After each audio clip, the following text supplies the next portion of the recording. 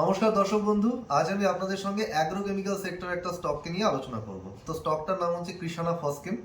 তো কৃষাণা ফসকেম সম্পর্কে আপনারা নিশ্চয়ই শুনেছেন। তো আজকে আমরা তার ডিটেল বিজনেস মডেল, তার সঙ্গে সঙ্গে তার ইন্ডাস্ট্রিতে কি কি অপরচুনিটি আছে, কি কি রিস্ক আছে এবং স্টকটা আগামী দিনে বা বলতে পারি ফিউচারে কি প্রসপেক্ট আছে সেগুলো নিয়ে ডিসকাশন করব।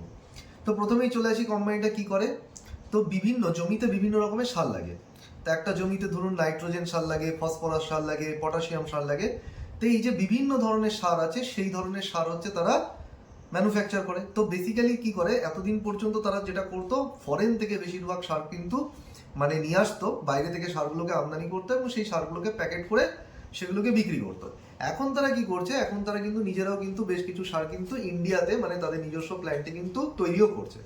তো যদি ধরে নিই যে মেন একটা জমিতে কি কি ধরনের সার লাগে, মূলত তিনটে সার লাগে। তিন ধরনের সার জমিতে বেশি ইউজ হয়।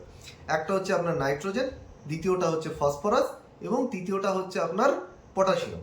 এই যে নাইট্রোজেন, ফসফরাস এবং পটাশিয়াম, এই নাইট্রোজেন, ফসফরাস এবং পটাশিয়াম এই যে সমস্ত সার রয়েছে, সেটা কিন্তু জমিতে যেটা ইউজ হয় সেটা কিন্তু ডিপেন্ড করা হচ্ছে কি ধরনের জমি, তার উপর কি ধরনের ফসল আপনি চাষ করছেন তার উপর।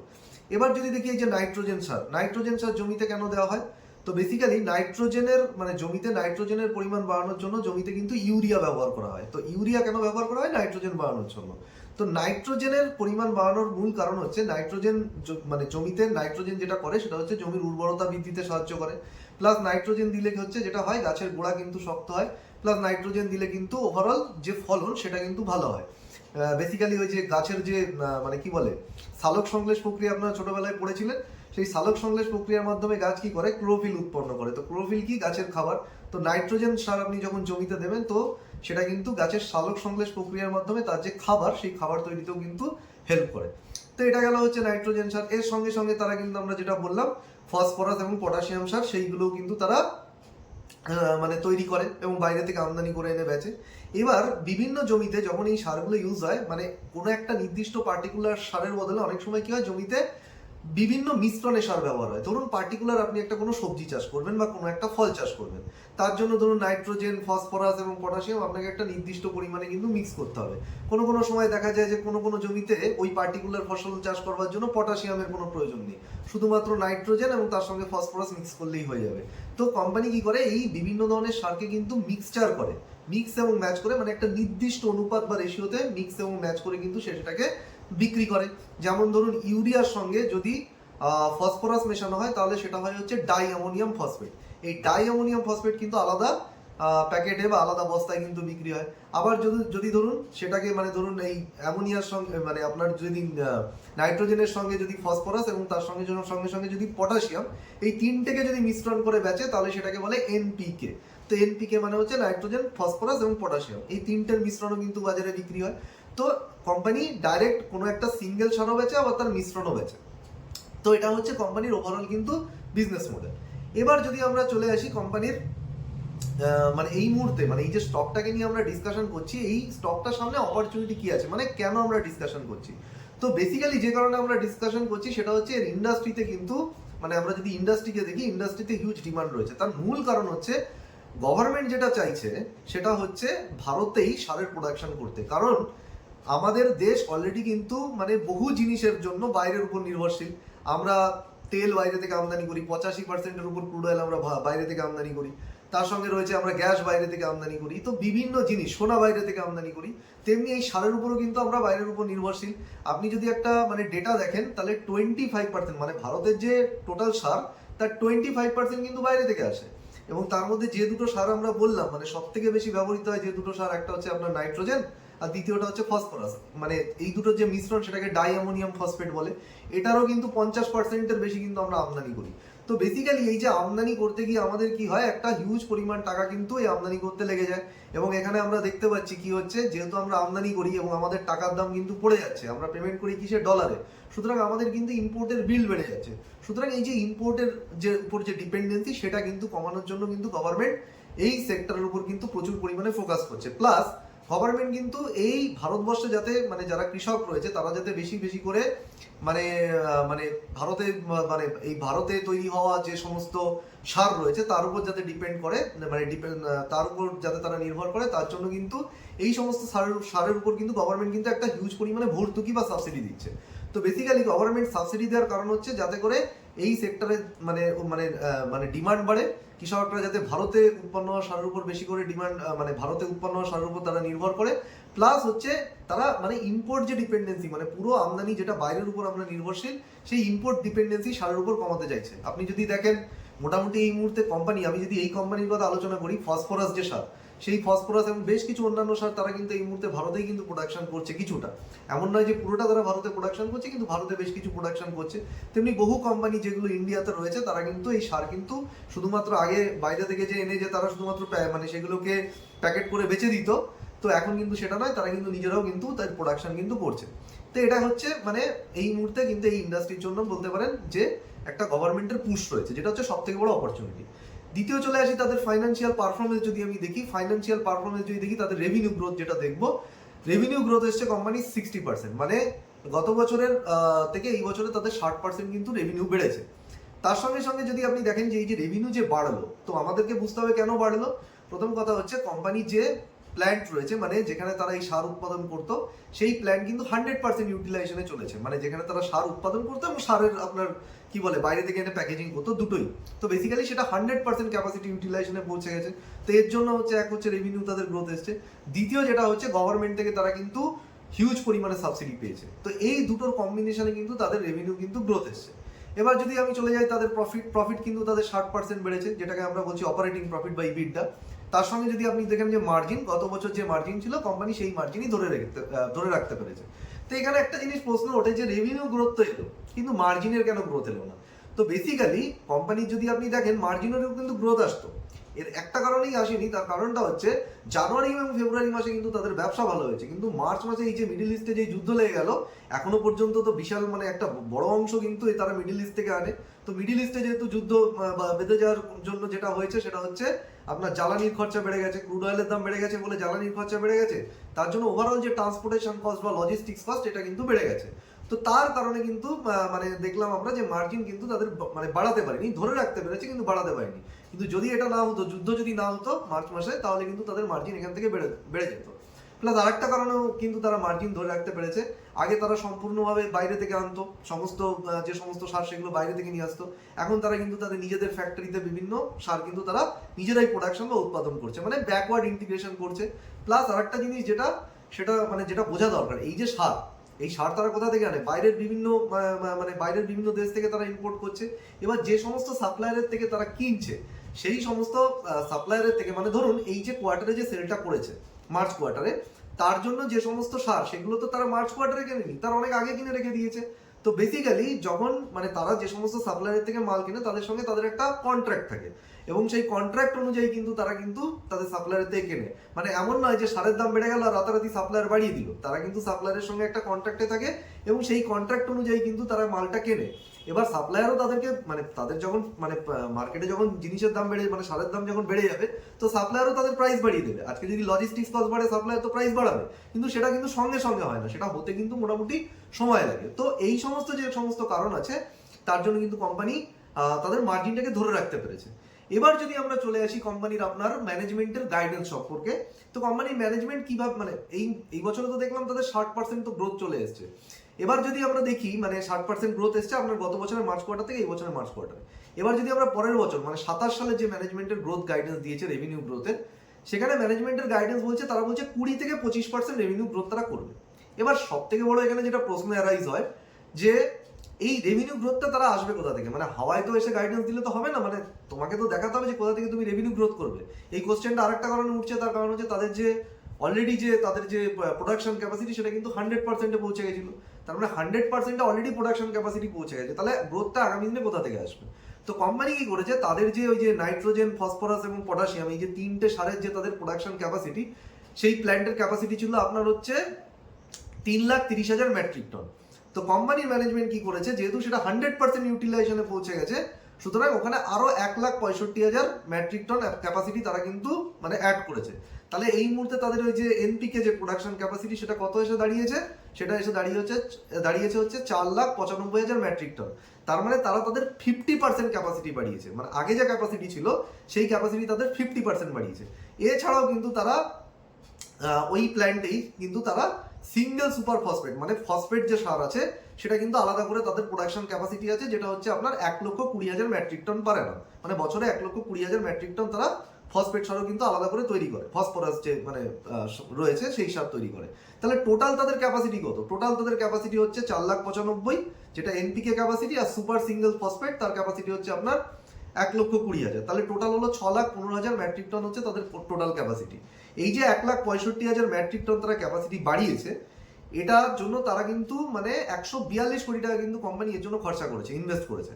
তো বেসিক্যালি এই প্ল্যান যেটা সেই মানে যে অংশটা মানে যে ক্যাপাসিটি তারা অ্যাডিশন করেছে সেটা কিন্তু এপ্রিল থেকে কিন্তু স্টার্ট হয়ে গেছে ওখানে প্রোডাকশন। তো এপ্রিল থেকে যেহেতু ওখানে প্রোডাকশন স্টার্ট হয়ে গেছে, তো সুতরাং ওই মানে প্ল্যান থেকে মানে এই যে এক্সেস যে ক্যাপাসিটি তারা বাড়িয়েছে সেখান থেকে তাদের যে রেভিনিউ আমরা কিন্তু এই কোয়ার্টারে দেখতে পাবো, মানে যখন আমাদের জুন কোয়ার্টার রেজাল্ট চলে আসবে, জুন কোয়ার্টার রেজাল্টে আমরা কিন্তু ওই নতুন প্ল্যান থেকে কিন্তু রেভিনিউ কিন্তু দেখতে পাবো। এবং ম্যানেজমেন্টের বক্তব্য হচ্ছে যে এই যে প্ল্যান তারা নতুন যে 1,65,000 মেট্রিক টন ক্যাপাসিটি তারা অ্যাড করেছে, এটা কিন্তু এই বছরের শেষে মানে এই বছরের মধ্যে 50 থেকে 60% ইউটিলাইজেশনে পৌঁছে যাবে। এবার ম্যানেজমেন্ট এখানে কিন্তু একটা মানে মানে যে গাইডেন্স দিয়েছে সেটা কতটা রিয়েলিস্টিক সেটা আমরা কি করে বুঝবো? ম্যানেজমেন্টের বক্তব্য হচ্ছে যে এই যে প্ল্যান্ট যেটা 1,65,000 ক্যাপাসিটি অ্যাড করেছে সেটা যখন ফুল ইউটিলাইজেশনে পৌঁছে যাবে মানে 100% ইউটিলাইজেশনে সে যখন পৌঁছে যাবে, তখন কিন্তু ওখান থেকে তার 1,000 কোটি টাকা রেভিনিউ আসবে। তাহলে 100% ইউটিলাইজেশনে যদি 1,000 কোটি টাকা রেভিনিউ আসে, পরের বছর কি বলছে 50 থেকে 60% ইউটিলাইজেশনে পৌঁছাবে। তার মানে পরের বছর ওই ক্যাপাসিটি থেকে তাদের রেভিনিউ আসবে 500 থেকে 600 কোটি টাকা। মানে 500 থেকে 600 কোটি টাকা যদি তাদের রেভিনিউ আসে, এই এখন তাদের কত রেভিনিউ এসছে এই বছর?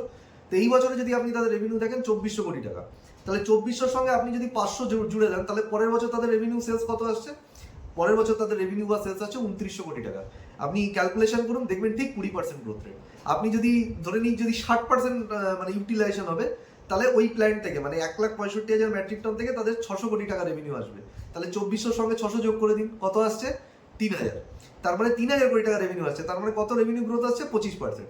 এই জন্যই কিন্তু ম্যানেজমেন্ট যে 20 থেকে 25% রেভিনিউ গ্রোথ তারা গাইডেন্স দিয়েছে, এটা কিন্তু জাস্টিফাইড। তো কেন জাস্টিফাইড? তার কারণ হচ্ছে প্রপার যতটুকু ক্যাপাসিটি অ্যাড করা দরকার এবং যতটা ইউটিলাইজেশনে পৌঁছানো দরকার সেটা কিন্তু তারা একদম কিন্তু তাদের কনকলে কিন্তু ভেঙে দেখিয়ে দিয়েছে। তো এখানে আমরা বুঝতে পারছি যে কোম্পানির রেভিনিউ গ্রোথ কিন্তু এখন যেটা আছে সেখান থেকে কিন্তু কিছুটা পড়ে যাবে।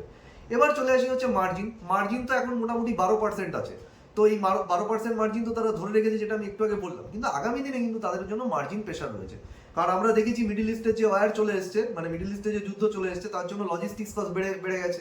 এবার এই যুদ্ধ যদি আগামী দিনে চলতে থাকে, এখনো তো যুদ্ধ কমে যাওয়ার কিন্তু কোনো কথা নেই, তো যুদ্ধ যদি চলতে থাকে এইভাবে, তাহলে আলটিমেটলি কি হবে? তাদের কিন্তু এই মার্জিন কিন্তু তারা ধরে রাখতে পারবে না। কারণ হচ্ছে প্রথম কথা হচ্ছে যে যদি মানে আজকে যদি মানে কি বলবো, এই যে গ্যাস মানে এই মানে বেসিক্যালি মিডিল ইস্টের যে যুদ্ধের জন্য যে গ্যাসের দাম বলুন, আপনার তেলের দাম বলুন, সবকিছুই কিন্তু বেড়ে গেছে। তো এখানে যদি মানে আলটিমেটলি আমাকে বাইরে থেকে যদি মানে সেই জিনিসগুলো এখানে আমদানি করতে হয়, যদিও আমরা ইন্ডিয়াতে কিন্তু এর প্রোডাকশন করছে কোম্পানি, কিন্তু বাইরে থেকে এখনো যেহেতু হিউজ পোর্শন কিন্তু মানে যেহেতু সে ইম্পোর্ট করছে, তো আলটিমেটলি কি হবে? বাইরে থেকে আনতে গিয়ে কিন্তু তার আমদানির যে মানে তার যে ট্রান্সপোর্টেশন কস্ট কিন্তু অনেকটা বেড়ে যাবে। এবার ট্রান্সপোর্টেশন কস্ট যদি বেড়ে যায়, র মেটেরিয়ালের দাম যদি বেড়ে যায় ওভারঅল, তাহলে আলটিমেটলি তাকে কিন্তু প্রাইস বাড়িয়ে, প্রাইস মানে সে যাকে সারটা বেচছে তাকে কিন্তু মানে সার কাকে বেচে? সার বেচে হচ্ছে কৃষককে। তো কৃষককে কিন্তু সারের দাম কিন্তু বেশি তাকে নিতে হবে। কিন্তু কথা হচ্ছে যে যখনই কিন্তু র মেটেরিয়ালের প্রাইস বেড়ে যায়, সঙ্গে সঙ্গে কোম্পানি তো কৃষকদেরকে দাম বাড়িয়ে দিতে পারে না। এটা গেল হচ্ছে সব থেকে মানে বড় জায়গা। এবং দ্বিতীয় কথা হচ্ছে এই ইন্ডাস্ট্রি কিন্তু রেগুলেটেড মানে হচ্ছে গভর্নমেন্ট পুরো ব্যাপারটাকে রেগুলেশন করে। মানে ফসলের দাম কি হবে, মানে সারের দাম কি হবে, সেটা গভর্নমেন্ট ঠিক করে দেয়। আজকে দেখা গেল মানে কোম্পানির সার মানে আনার জন্য যে জ্বালানি খরচা মানে তার যে লজিস্টিক্স কস্ট সেটা বেড়ে গেছে, কিন্তু কোম্পানি কিন্তু সারের দাম দুম করে বাড়াতে পারবে না। গভর্নমেন্ট এসে বলবে ভাই তুমি সারের দাম বাড়াতে পারবে না। তো গভর্নমেন্ট কিন্তু কৃষক মানে বেসিক্যালি গভর্নমেন্টের লক্ষ্য কি থাকে? যে না, আমি কৃষকের স্বার্থ রক্ষা করব। কারণ হচ্ছে ব্যাপারটা হচ্ছে ভোট ব্যাংকের ব্যাপার এখানে থাকে। তো আলটিমেটলি কিন্তু সে কিন্তু দুম করে সারের দাম কিন্তু কৃষকের থেকে বেশি চার্জ করতে পারবে না। তো আলটিমেটলি এর জন্য কিন্তু কোম্পানি ম্যানেজমেন্ট তাদের যে মার্জিন সেটাকে নিয়ে কিন্তু মানে এখানে যেটা আছে এখন যে মার্জিনটা আছে সেটাই মোটামুটি ধরে রাখার কথা বলছে। কিন্তু আমার ক্যালকুলেশন বলছে মার্জিন কিন্তু এখান থেকে আরো কিছুটা কমে যেতে পারে। তো এটা কিন্তু রিস্ক রয়েছে, মানে মার্জিন এখানে কমে যেতে পারে।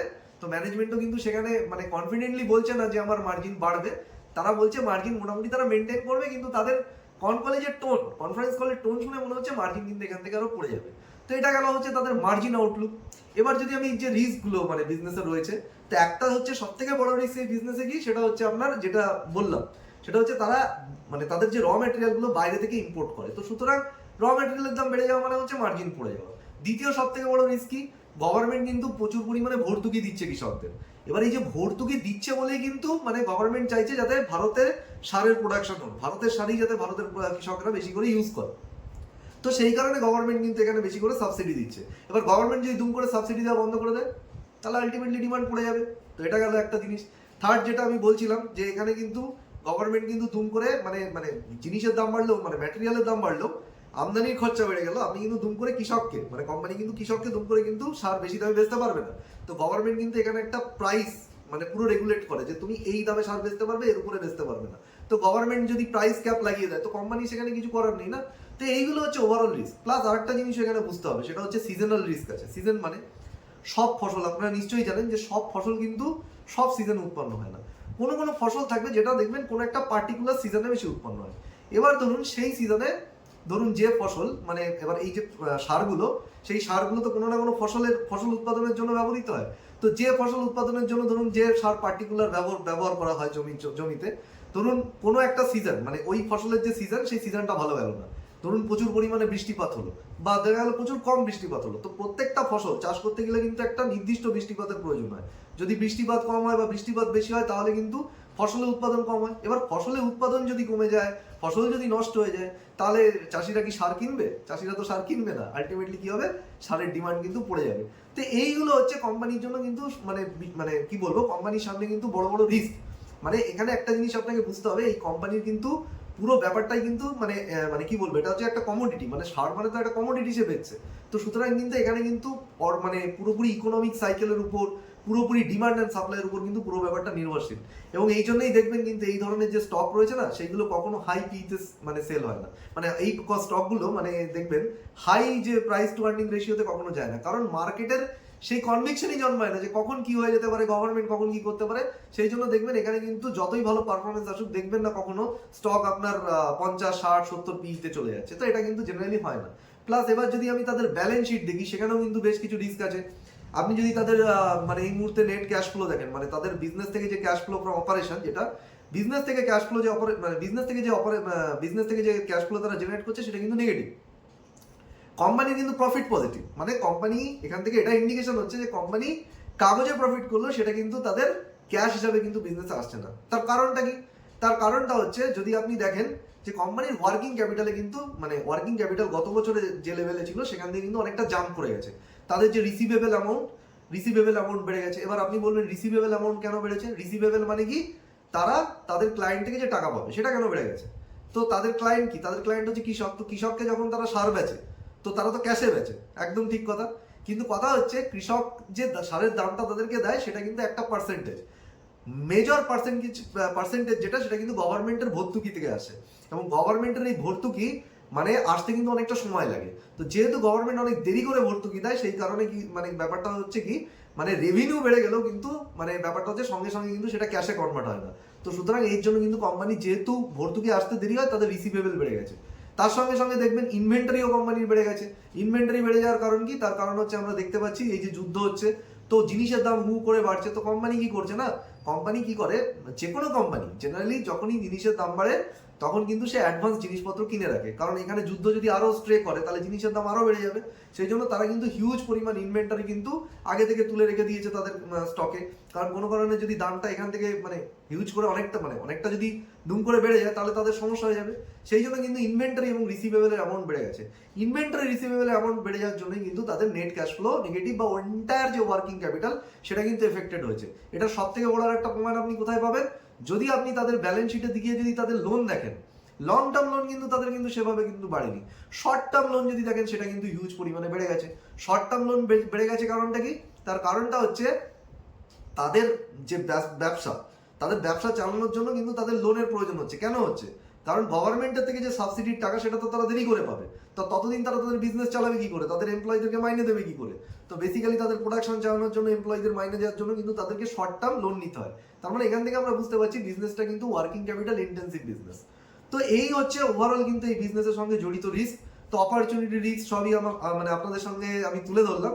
এরপরে যেটা চলে আসবো সেটা হচ্ছে ভ্যালুয়েশন। লাস্টে যদি আপনি ভ্যালুয়েশন দেখেন, তো এই কোম্পানির মোটামুটি পরের বছর কত রেভিনিউ আসতে পারে, 2900 থেকে 3000 কোটি টাকা। তা আমি মোটামুটি ধরে নিচ্ছি কোম্পানির 2900 কোটি বা 2800 কোটি টাকা রেভিনিউ আসবে। তা 2800 কোটি টাকা যদি পরের বছর তাদের সেল আসে, এবং যদি আমি ধরে নিই মার্জিন যেটা আছে সেটা মোটামুটি 7-8%, কারণ মার্জিন এখানে পড়ে যাবে এখন যা আছে, তাহলে আপনি যদি সেখান থেকে আপনি যদি মানে তার price two earning ratio calculation করেন 15-16 আশেপাশে আসছে। তো এই মুহূর্তে প্রাইস টু আর্নিং রেশিও হচ্ছে 22। তো সুতরাং আমি বলবো এখানে কোম্পানির কিন্তু পোটেনশিয়াল আছে বাড়ার, কিন্তু কথা হচ্ছে পোটেনশিয়াল কিন্তু এখানে লিমিটেড। মানে আপনি যদি মনে করেন যে বর্তমান সিচুয়েশনে দাঁড়িয়ে, মানে এখানে দেখুন সিচুয়েশন কিন্তু চেঞ্জ হতে পারে, বিজনেসে কিন্তু প্রতি মুহূর্তে কিন্তু সিচুয়েশন চেঞ্জ হতে পারে। আজকে যে সিচুয়েশন আছে কেউ বলতে পারে না যে আগামী দিনে সেম সিচুয়েশন থাকবে। দেখা গেল এক কোয়ার্টার পরে পুরো সিচুয়েশনটাই কিন্তু বদলে গেল। তো বদলে যদি যায় তাহলে কিন্তু আমাদের অ্যানালিসিসও সেই অনুযায়ী কিন্তু চেঞ্জ হবে। পরের কোয়ার্টারে দেখা গেল কোনো কারণে পারফরমেন্স কিন্তু আরো খারাপ চলে এলো, তো সেই অনুযায়ী আমাদের অ্যানালিসিস চেঞ্জ হবে। যদি দেখি যে না সবকিছু ঠিক হচ্ছে, ঠিকের দিকে যাচ্ছে, তো সেই অনুযায়ী অ্যানালিসিস চেঞ্জ হবে। তো মোটামুটি ধরুন 2-3 কোয়ার্টার তো লেগেই যাবে এই মার্জিন ঠিক হতে। মোটামুটি যে আরে যুদ্ধ, মানে আমাদের যুদ্ধের গতি প্রকৃতির দিকে তাকিয়ে থাকতে হবে সেটা কোথায় যাচ্ছে। তো আলটিমেটলি এই মুহূর্তে যদি আপনি দাঁড়িয়ে দেখেন, এখানে কিন্তু গ্রোথ পোটেনশিয়াল আছে, স্টকের রিরেটিং পোটেনশিয়াল আছে, বাট এর মানে এই নয় যে স্টক কিন্তু রাতারাতি ডবল হয়ে যাবে। তো এটা হচ্ছে কিন্তু আমাদের মোদ্দা জিনিস, যেটা কিন্তু আমাদের মাথায় রেখে ইনভেস্ট করতে হবে। তাহলে আশা করি আপনাদের ভিডিওটা ভালো লাগলো। যদি ভালো লেগে থাকে তাহলে লাইক, শেয়ার এবং সাবস্ক্রাইব করবেন এবং আপনার বন্ধুদের সঙ্গে শেয়ার করবেন। তো এই ধরনের যদি ভিডিও আরো পেতে চান, বা আপনার যদি কোনো পার্টিকুলার ভিডিও নিয়ে আপনার যদি জানার ইচ্ছা থাকে, তাহলে কমেন্ট বক্সে অবশ্যই জানাবেন। তো এই বলে আমি আমার বক্তব্য শেষ করছি। ভালো থাকবেন।